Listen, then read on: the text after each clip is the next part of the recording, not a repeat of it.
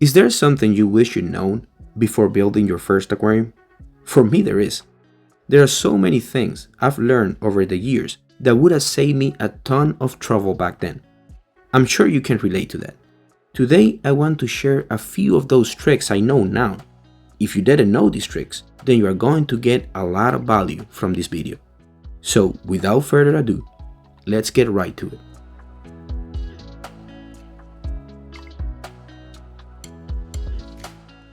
The first thing you should know is that you might not need a filter in your aquarium. Sounds weird, right? Especially coming from me, since I love canister filters. If you've watched my other videos, you probably already know that. But recently, I've been really into low-tech tanks, and I set up a small, shallow aquarium without a filter, just to see if it would work. And guess what? It's been thriving. Here's what you need to know. You always need filtration, some kind of filtration. The real question is, what's providing that filtration? In my no-filter tank, this right here is my filter, a Pathos plant. Terrestrial plants, like Pathos, absorb ammonia, nitrites, and nitrates, the same compounds that can be deadly to your fish. That means this one plant is keeping the water safe and stable with a healthy colony of cherry shrimp living in it. Now, this works well for a small, low-tech setup. But if you try this on a bigger tank, you'll need a larger plant, or multiple plants, to handle the waste. And while aquatic plants help too, you'll want hardy, slow-growing species that thrive in low-tech conditions. So yeah, a filter isn't always necessary if nature is doing the work for you.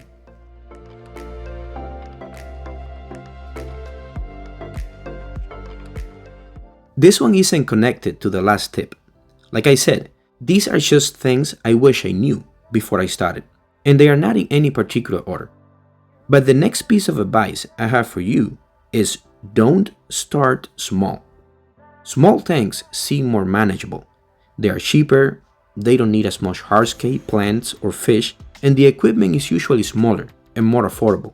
Plus, they fit almost anywhere. Your kitchen counter, a tiny nightstand, you name it. Super convenient. The problem with small tanks is stability. Everything happens faster. If you get an algae bloom, it takes over immediately. If the water temperature shifts, it changes fast. Even when your tank finally finds balance, it can fall apart overnight. A little mistake in a small tank is a big problem.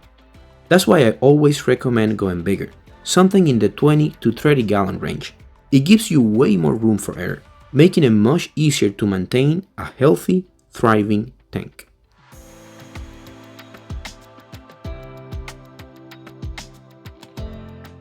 If you are enjoying the video, remember to like and subscribe. It really helps the channel grow, and it helps me to continue making videos like this on a weekly basis. Let me share something with you, and it's something that we should always remember. Every aquarium gets algae. In all the years I've been aquascaping, I don't think I've ever built a tank that didn't have some kind of algae, especially in the beginning. Brown algae, green spot, green dust, green fuzz, you name it, I've had it. And it's hard to accept that it's normal. When your tank is still maturing, algae is just a part of the process. Once everything stabilizes, it shouldn't be a major issue anymore. But you will see it at first, and that's okay. A little bit of algae isn't a problem. In small amounts, you probably won't even notice it unless you're really looking. The key is understanding that algae is a natural part of a freshwater aquarium, not a sign of failure. So don't quit if your tank gets algae. It happens to everyone. I've dealt with it, I still deal with it. And I can tell you from experience, it can be controlled. All it takes is some knowledge, patience, and a genuine love for the hobby. Keep at it, and you'll figure out what works for your tank. I promise.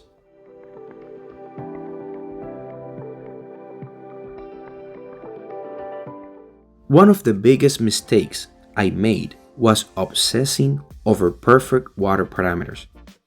And I really don't want you guys to do the same. I get it. You read that your fish need a pH of exactly 7.2. or that nitrates should never go above 10 ppm. But here's the reality. Stability matters more than hitting those ideal numbers. Fish are way more adaptable than people think.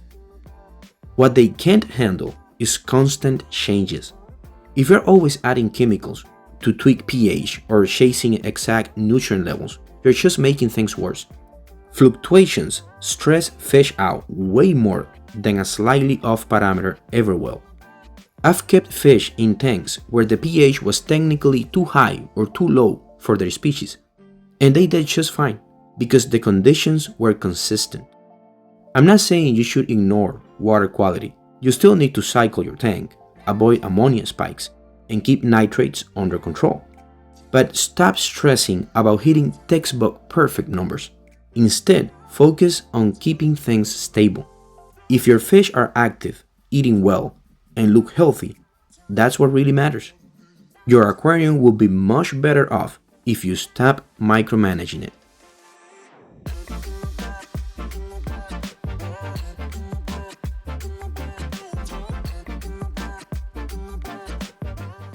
The last thing I want to share in this video is that water flow is extremely important. And it's something a lot of people don't think about.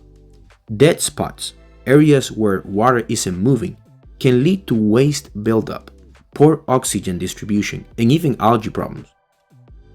And I get it, look, I love using big rocks and driftwood to create cool structures in my tanks. But those same hardscape pieces can block water flow, creating pockets where debris just sits and breaks down. That's why I always pay attention to how my filter is circulating water. One trick I use is positioning my surface skimmer to help move water in areas where my filter struggles because of hardscape. Speaking of filter, if you're using a canister filter, clean it regularly.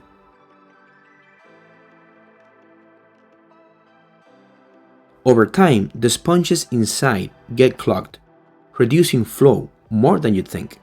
When that happens, it's not just about weaker circulation, it can actually hurt your tank's overall health. So don't just rely on your filter to do all the work. Pay attention to flow, adjust things as needed, and keep your equipment in good shape.